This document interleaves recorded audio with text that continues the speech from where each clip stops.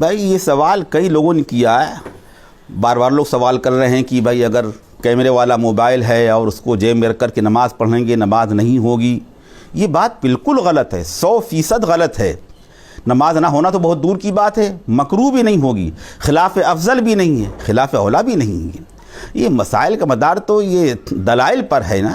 اس کو علماء کرام بتلائیں گے، مفتیان کرام بتلائیں گے. بہت سے ہمارے تبلیغی احباب نے یہ سوال کیا کہ بھائی یہ بیان میں یہ بات کہی گئی، بڑے اجتماع میں یہ بات کہی گئی کہ یہ موبائل جو کیمرے والا ہے یہ اس میں شیطان تو آئے گا اور اللہ کی بارگاہ میں نماز قبول نہیں ہوگی. یہ کیسے جی گوارا کرتا ہے، یہ کیسے جی گوارا کرتا ہے کہ جیسے پیشاب دانی ہے اور پیشاب دانی میں کوئی کہے پانی پی لو، جی گوارا کرے گا. کہ یہ موبائل ہے، اس میں گانے سنتے ہیں، فوش باتیں ہوتی ہیں، کیسے قرآن پاک سنتے ہو؟ اس میں قرآن پاک سننا یہ ناجائز ہے اور حرام ہے. اگر نماز پڑھیں گے اس کو رکھ کر کے تو فرشتے قریب نہیں آ سکتے ہیں، شیطان تو قریب آ جائیں گے. یہ ساری باتیں غلط ہیں. یہ مسئلے کی بنیاد دلیل شرعی ہے، مسائل مدار دلائل پر ہے. یہ اس کا فیصلہ مفتیان کرام کریں گے. مفتیان کرام نے اس کا فیصلہ جو کیا وہ یہی ہے کہ بغیر کسی کراہت کے نماز ہو جاتی ہے. اور یہ سب عقلی باتیں ہیں کہ اگر یہی بات ہے تو اور اس کو ذرا آگے بڑھائیے. یہ تبلیغی جو اجتماعات ہوتے ہیں، ان اجتماعات میں کیا جو مائک آتے ہیں، لاؤڈ اسپیکر جو آتے ہیں، یہ اور جو آلات آتے ہیں، کیا 2 دن پہلے کسی اس میں کوئی غلط کام میں استعمال نہیں ہو رہے تھے؟ کیا ناچ گانے میں استعمال نہیں ہوتے لاؤڈ اسپیکر؟ وہی لاؤڈ اسپیکر جو کل تک استعمال ہو رہا تھا، اس میں ہندوؤں کے پروگرام ہو رہے تھے، رامائن پڑھی جا رہی تھی، وہ ناچ گانے میں استعمال ہو رہا تھا. وہی لاؤڈ اسپیکر یہاں کرا میں آ گیا تو کیا آپ کہیں گے یہاں پر کہ یہ کیسے جی گوارا کر رہا ہے؟ یہ پیشاب دانی، اس میں کیسے پانی پینا گوارا کریں گے؟ وہ کل تک اس میں ناچ گانا ہو رہا تھا، فوش پروگرام اس کے ذریعے ہو رہے تھے اور لوگ سن رہے تھے، اور آج اس میں یہاں تبلیغی اجتماع میں استعمال ہو رہا ہے. کیا اس بنا پر اس کو ناجائز کہا جائے گا؟ مائک کو استعمال کریے نہ کریے، آپ اجتماعات میں نہ لائیے، آپ یہ جلسوں میں نہ لائیے. آپ یہ باتیں غلط ہیں.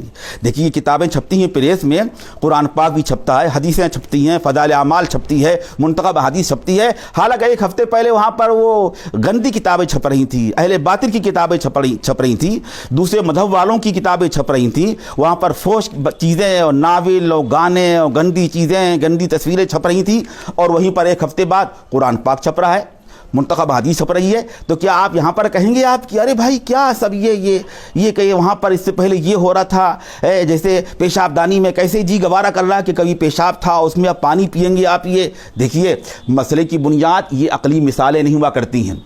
مسئلہ بنتا ہے قرآن حدیث سے، کتاب و سنت سے، اجماع سے، قیاس سے. فقہاء کرام نے تصریحات کی ہیں، ان کے اصول بیان کیے ہیں. اس کا فیصلہ علماء کرام کریں گے. اس لیے ہم آپ کو اطمینان دلا رہے ہیں اور پورے یقین سے کہہ رہے ہیں کہ موبائل، کیمرے والا موبائل آپ اگر جیب میں رکھ کر کے نماز پڑھیں گے بغیر کسی کراہت کے، بغیر کسی قباحت کے، آپ کی نماز ہو جائے گی. اور نماز خلاف افضل بھی نہیں ہے، خلاف اولا بھی نہیں ہے. جو شخص یہ کہہ رہا ہے کہ اگر کیمرے والا نماز رکھ کر کے نماز پڑھیں گے، کیمرے والا موبائل جیب میں رکھ کر نماز پڑھیں گے تو فرشتے قریب نہیں آئیں گے، شیطان آئیں گے، نماز عند اللہ قبول نہیں ہوگی، نماز فاسد ہوگی، یہ بات 100% بالکل غلط ہے، دلیل شرعی کے خلاف ہے. ایسا کہنا اور سمجھنا بالکل غلط ہے.